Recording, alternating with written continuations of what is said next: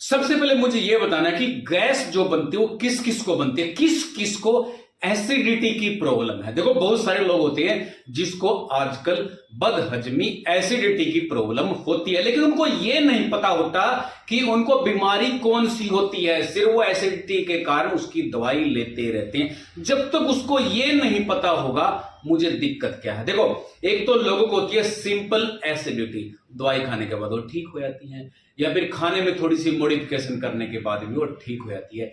लेकिन एक ऐसी बीमारी भी होती है जिसको बोलते हैं GERD, gastro oesophageal reflex disease. यानी कि क्या होता है, देखो जो हमारा पेट होता है जब हम खाना खाते हैं, देखो मैंने यहां पे बना रखा है, देखो यहां से हम खाना खाएंगे ना, यहां से हम ये बताना किस किस को ये बीमारी है, ठीक है, ये बताना किस किस को ये बीमारी है।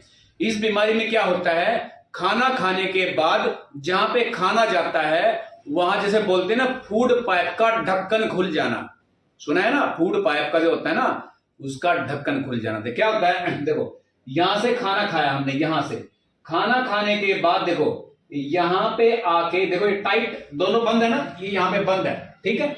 ऐसा होना चाहिए जो हमारा स्टमक होता है, यानी कि ये फूड पाइप है, फूड पाइप से जब स्टमक के अंदर यानी कि पेट बोलते हैं, ठीक है, जहां पे खाना आके रुकता है, स्टमक उसको बोलते हैं जहां पे खाना आके रुकता है, जहां पे एसिड होता है जिसका नाम है हाइड्रोक्लोरिक एसिड, 0.5% एसिड होता है सिर्फ।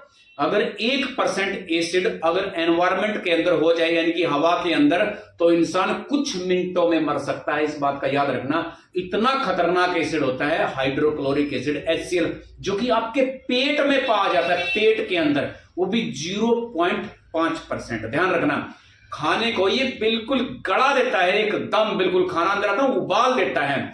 जैसे आप कोई हांडी होती है ना, नीचे आग लगा थोड़ी देर के बाद उबलना शुरू होते हैं, बिल्कुल सेम टू सेम जो हमारा खाना होता है इसके अंदर ऐसे ही उबलता है बिल्कुल। अब एक बात मैं बताता हूं, देखो अब क्या है, यहां से खाना खाया, खाना खाने के बाद ये टाइट है नहीं, यहां से नली बंद हो रखी है, ठीक है।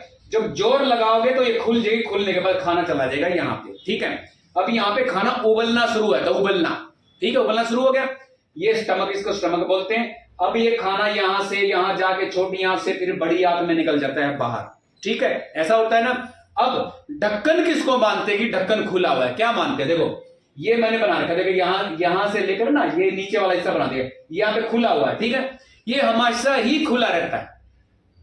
इस कंडीशन में क्या है, जब खाना खाओगे जोर लगाओगे खुल जाएगा, खाना अंदर चलागा अपने आप बंद हो जाएगा, ठीक है। रबड़ टाइप बोलते हैं इसको, रबड़ टाइप मान के चलो, जैसे रबड़ होती है ना, ऐसे ऐसे जोर लगाओगे ऐसे खुल गया, जब पास हो गया तो बंद हो गया, ठीक है, रबड़ टाइप ऐसा होता है। तो ये क्या होगा, खाना यहां से जाएगा, यहां पे आने के बाद ये बंद हो जाएगा, टाइट हो जाएगा, ठीक है। इसमें क्या है कि खाना नहीं खाओगे जब भी खुला है, और खाना खाओगे जब भी खुला है। अब क्या होगा, देखो अब मान लो खाना खा लिया जी, इसमें तो ये नॉर्मल है, इस कंडीशन में क्या खाना खा लिया, खाना चला गया यहां पे। अब क्या है, हाइड्रोक्लोरिक एसिड है, जैसा मैंने आपको बताया ना 0.5% हाइड्रोक्लोरिक एसिड है। कहां पे हाइड्रोक्लोरिक एसिड, स्टमक के अंदर। अब जब उबलना शुरू होगा, देखो उबलना शुरू होगा, अब मान लो खाना खाने के बाद आप ऐसे लेट गए, लेटने के बाद क्या होगा, ये खाना आपकी फूड पाइप में यानी कि यहां से यहां पर चला जाएगा, यहां भी जा सकता है, यहां भी जा सकता है, मुंह में भी दिक्कत कर सकता है। अब देखो क्यों, ये खुला हुआ है। अरे इस खाने के साथ अकेला खाना तो है नहीं, खाने के साथ क्या क्या है, एसिड भी है। कौन सा एसिड, हाइड्रोक्लोरिक एसिड। देखो मैं आपको एक चीज बताता हूं, जब एसिड, कोई भी एसिड मान लो बैटरी के अंदर होता है, तो उसके अंदर ताकत होती है, एनर्जी होती है ना, वो आपके लिए आप उसको यूटिलाइज कर सकते हैं, पंखा चलाते हैं, लाइट जगाते हैं, चलाते हैं ना। लेकिन जब वो बैटरी से बाहर निकलना शुरू हो जाता है तो चारों तरफ निशान पड़ने शुरू हो जाते हैं, आपको पता चलता है, नुकसान पहुंचाना शुरू कर देता है। ऐसे ही सेम टू सेम अगर स्टमक के अंदर होता है तो फिर जो इसने अपना काम करना होता है वो काम करता है, खाने को पचाने में हेल्प करता है, ब्रेक डाउन करने में हेल्प करता है, तोड़ने में, छोटे छोटे पार्ट में तोड़ने में हेल्प करता है, उबाल देता है। लेकिन जब मान लो ये उबलने लग रहा है, मान लो ये उबलता है, उबलते हुए ढक्कन है इसका लूज फूड पाइप का, तो आप लेटोगे तो वापिस नहीं जाएगा, वापिस फिर हाइड्रोक्लोरिक एसिड भी वापिस जाएगा, तो इस नली में, ये जो नली है ना फूड पाइप, यहां से टच होएगा, इसको जला देगा यानी कि उबाल देगा। उबालने के बाद क्या होगा, यहाँ पे इरिटेशन होगी। इरिटेशन का मतलब स्वेलिंग हो सकती है, इन्फ्लेमेशन हो सकती है, ठीक है। अगर मान लो ये बार बार होता है, बार बार यानी कि हर 3 दिन में 4 दिन में, तो देखो ठीक होने का तो समय मिलता नहीं है क्योंकि बार बार हो रहा है। बार बार होएगा तो ये रप्चर हो सकती है, डैमेज हो सकती है, लंबे समय के बाद इसमें सोजिश आ सकती है, बंद भी हो सकती है, निगलने में दिक्कत हो सकती है, ठीक है। क्यों? क्योंकि बार बार एसिड वापस आता है। इस कंडीशन में क्या है, ये बंद है, यहां चलागा तो एसिड नहीं आएगा, आप ठीक ठाक हो जो मर्जी खाओ, ठीक है।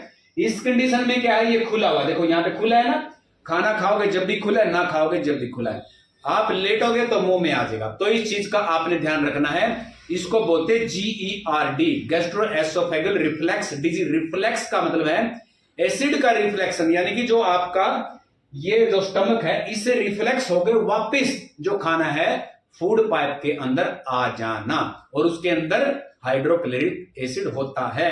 आपके अंदर एसिड तो उतना ही बनता है जितना पहले बनता था, एसिड आपके अंदर ज्यादा नहीं बनता, उतना ही बनता है, नॉर्मल बनता है। लेकिन आपका जो फूड पाइप का जो ढक्कन बोलते हैं जिसको, वो लूज हो रखा है, ढीला हो रखा है, उसके कारण वो फूड और उसके साथ में जो मिला हुआ हाइड्रोक्लोरिक एसिड है जो 0.5% होता है हमारी बॉडी के अंदर लगभग, मतलब स्टमक के अंदर, तो वो क्या है वापिस आया था फूड पाइप में। आएगा तो जैसे तेजाब होता है बाहर, उसकी नेचर क्या होती है, जलाने उबालने की होती है, ऐसे ही जब उससे बाहर आएगा तो यहां पे क्या करेगा, उसको जलाना शुरू कर देगा, इन्फ्लेमेशन होगी। स्टमक की जो लेयर होती है ना बहुत ज्यादा स्ट्रांग होती है, इस करके जो एसिड होता है उसका कुछ नहीं बिगाड़ पाता, ठीक है।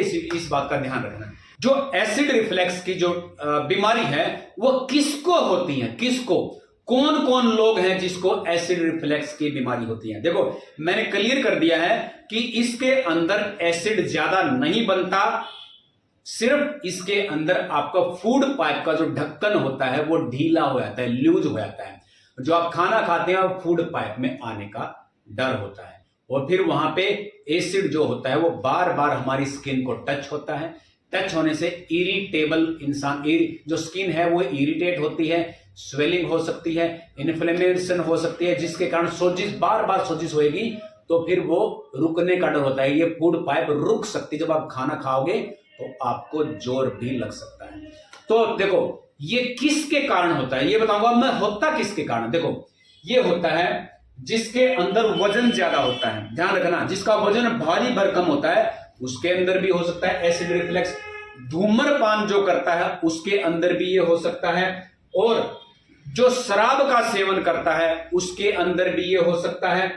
अधिक जो खाना खाते हैं, ओवर ईटिंग भी लोग कर लेते हैं। ओवर ईटिंग जैसे कि टेस्ट में कई बार जैसे बोलते हैं ना कि मुझे तो भूख थी 3 रोटियों की, आपने तो खाना इतना अच्छा बना रखा था कि मैंने 6 से 7 रोटियां खा ली, उसको बोलते हैं ओवर ईटिंग, यानी कि ज्यादा खाना खाना। जो बार बार ज्यादा खाना खाता है उसको भी ये बीमारी हो सकती है। और देखो उन लोगों को भी होती है ये बीमारी जो लेट रात्रि खाना खाते हैं, जिनकी बहुत गंदी आदत है 11-12 बजे तक खाना खाते हैं, उनको भी ये बीमारी हो सकती है, क्योंकि समय से हजम तो होता नहीं। और जो लोग खाते ही पड़ जाते हैं बिस्तर के अंदर, उनको भी ये बीमारी होने का डर होता है। और जो इंसान ज्यादा फैटी खाना खाता है, फैटी क्या होता है, जैसे दूध वगैरह जो खाते हैं ना, डेयरी प्रोडक्ट वाला जो खाना खाते हैं, वो जो डीप फ्राई में जैसे क्या होते हैं, जो रोल्स वगैरह होते हैं, ऐसे ऐसे जो डीप फ्राई होती हैं, समोसा भी हो सकता है उसमें, पकोड़े भी हो सकते हैं, जो भी डीप फास्ट फूड जिसको एक तरीके से हम बोल सकते, जंक फूड जिसको बोलते हैं, तो उनको भी क्या हो सकता है, एसिड रिफ्लेक्स की प्रॉब्लम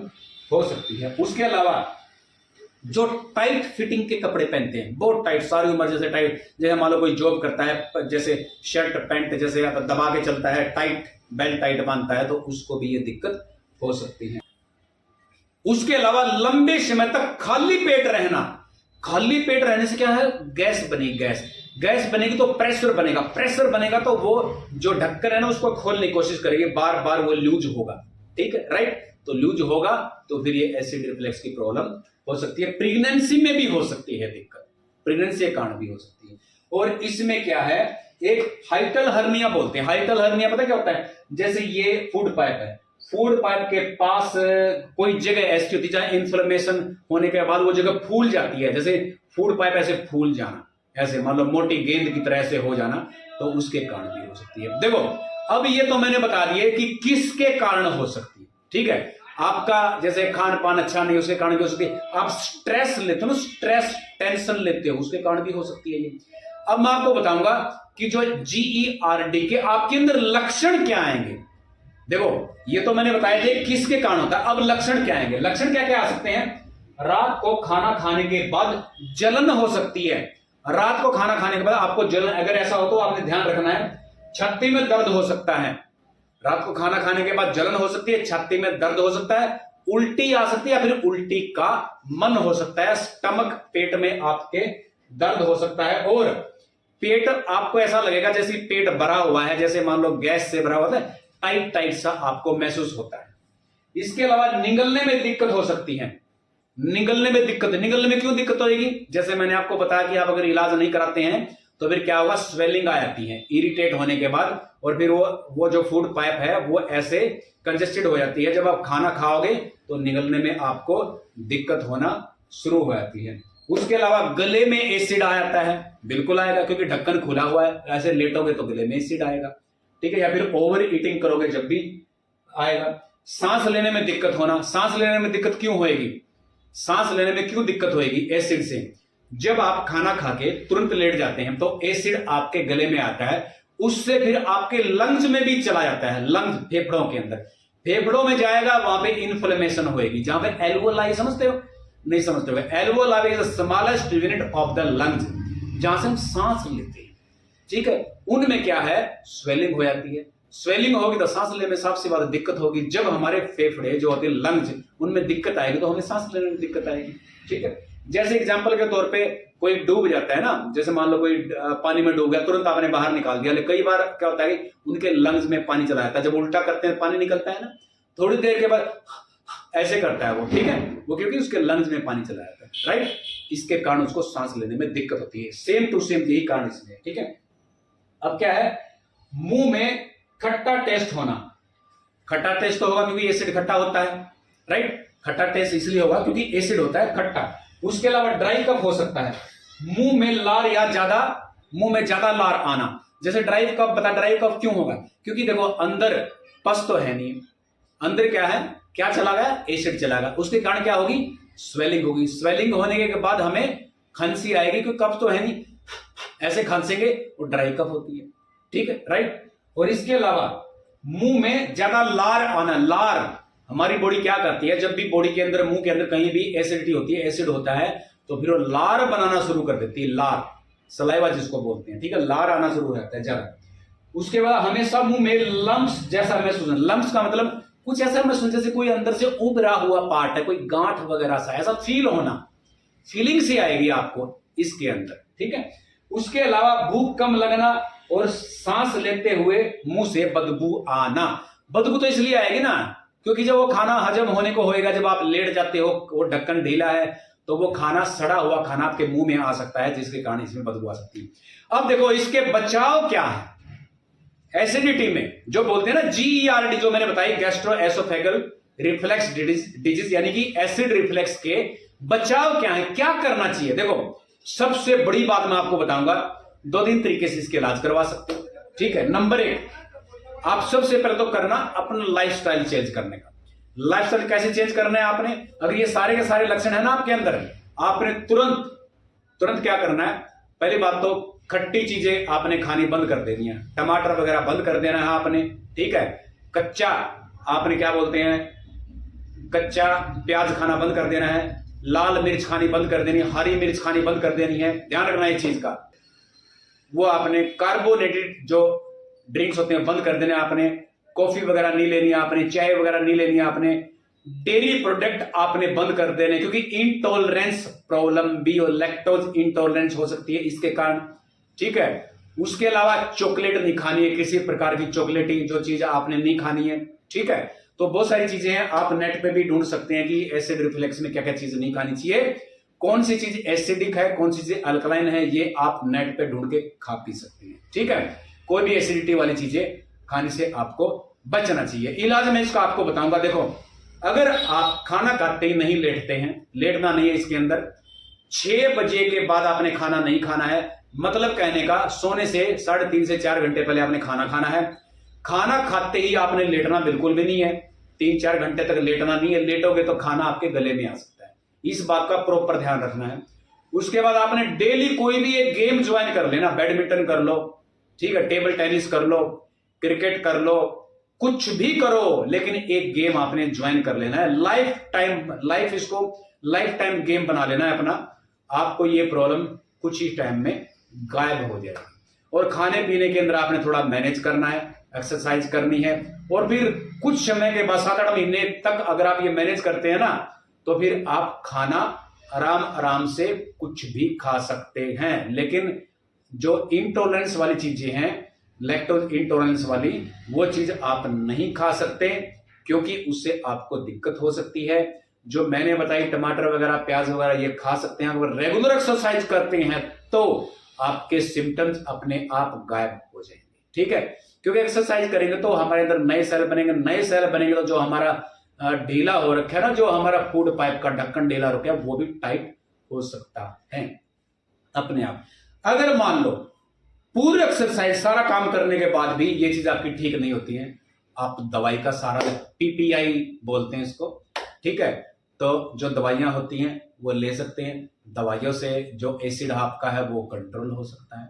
अगर इससे भी आपका कंट्रोल नहीं होता है तो तीसरा इसका उपाय है सर्जरी करवाना। आप इसकी सर्जरी भी करवा सकते हैं। जो ढक्कन होता है आपका, उसको वो थोड़ा सा टाइट कर देते हैं। तो दोस्तों, अगर आपको ये वीडियो अच्छी लगी, आपको पता चल गया कि GERD होता क्या है, तो आप इस वीडियो को लाइक करो, शेयर करो, सब्सक्राइब करो। अगर कुछ भी पूछना है आपने तो कमेंट सेक्शन में जाके पूछ सकते हैं।